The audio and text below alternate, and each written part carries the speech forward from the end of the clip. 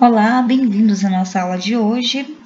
Sobre o nosso tema, ele se encontra em nosso livro didático, ali no módulo, capítulo 11, né, no módulo 4, página 319 e 322.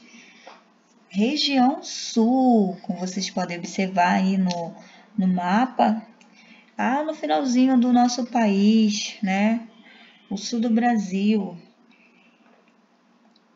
Então, a região Sul, ela possui uma área de aproximadamente 577 mil quilômetros quadrados. Essa é a menor região do Brasil e é composta por 3 estados.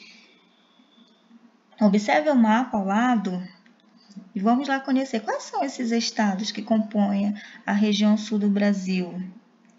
Então, Paraná, Santa Catarina e Rio Grande do Sul. Então, a região sul tem a menor área entre as regiões brasileiras. Ela é formada por esses estados, constituindo a única região de clima subtropical do país. Seu processo de ocupação e povoamento foi marcado pela imigração. Clima e vegetação. Na região sul atuam 2 tipos de clima, o tropical típico, que ocorre na porção norte do Paraná, e o subtropical, que atua no restante da região. As temperaturas mais baixas do país ocorrem nessa região. Em algumas áreas onde atua o clima subtropical, principalmente as de altitude mais elevadas, pode ocorrer até mesmo a precipitação de neve. Na região predomina, Então não esqueçam, nessa região predomina o clima subtropical, que se caracteriza por não apresentar estação seca. E as chuvas são relativamente bem distribuídas ao longo dos anos. E nessa região são registradas as menores temperaturas médias do país. Nas áreas serranas, as temperaturas são mais baixas, chegando a nevar nos invernos mais frios. As formações vegetais de matas de araucárias e de campos nativa dessa região encontra-se muito alterada, principalmente pela retirada da cobertura vegetal para o desenvolvimento da agropecuária. Então, a Mata Atlântica ela se desenvolve ao longo das terras altas do leste, pouco resta da sua vegetação nativa.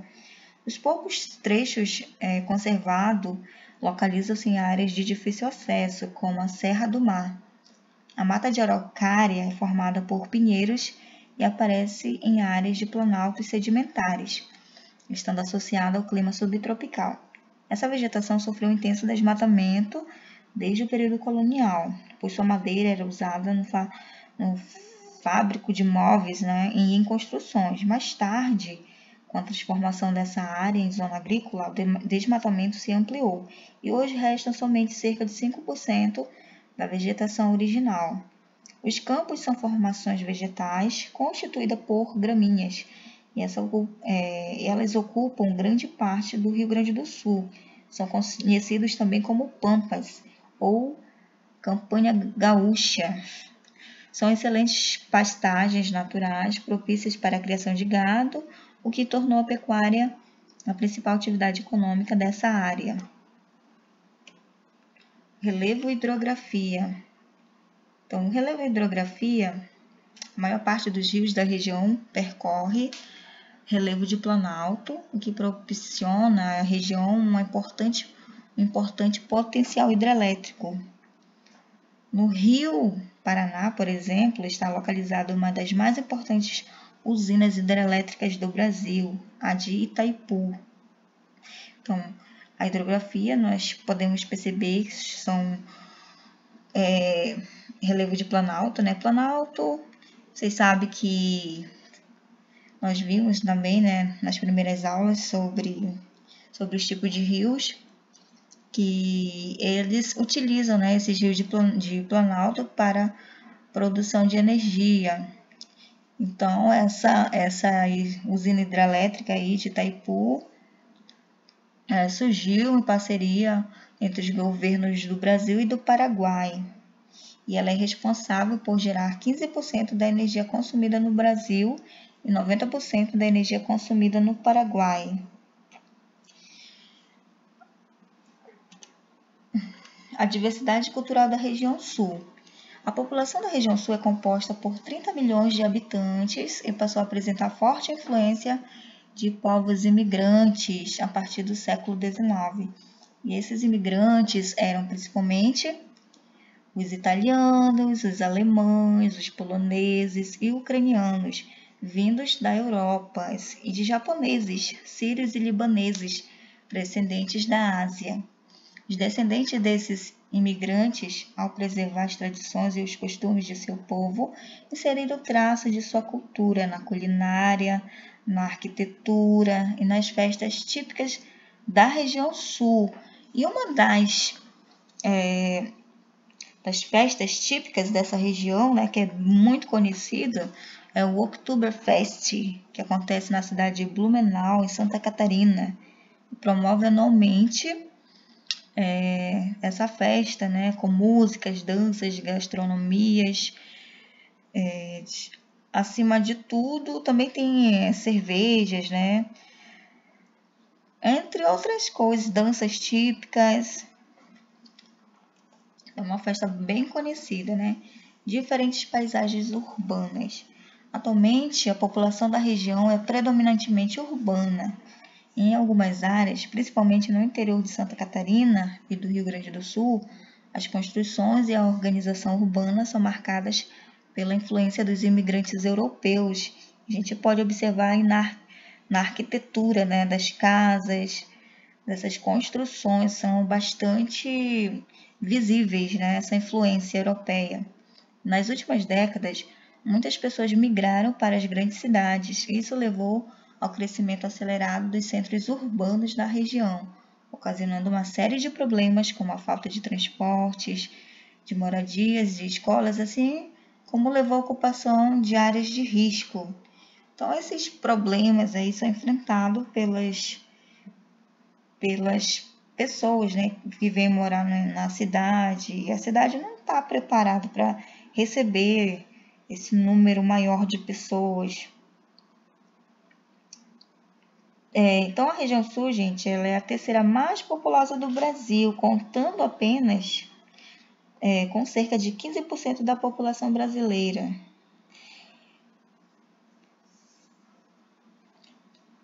No início do século XIX, o governo brasileiro incentivou a migração de europeus para essa região, e a disponibilidade de terras era um dos principais fatores de atração para os imigrantes que nela se instalaram.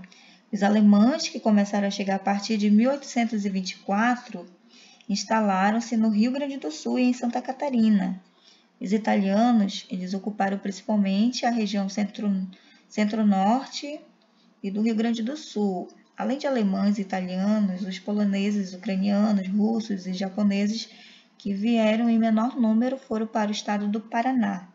E os imigrantes, ao formarem colônias, que ainda existem, né, até hoje, tinham como base a pequena propriedade produtora de alimentos, favorecendo o desenvolvimento do mercado interno, diferentemente do restante do Brasil. Sobre as atividades econômicas, uma das principais atividades praticadas na região sul é a agricultura. As características climáticas e os solos férteis da região possibilitam o cultivo de diversos produtos, entre eles o trigo, a aveia, a soja, o café, a cana-de-açúcar, né? Então, o sul do Brasil ele tem uma vasta e intensiva produção agrícola, sendo uma das mais diversificadas do país. O desenvolvimento agroindustrial ela representa um importante segmento na economia regional.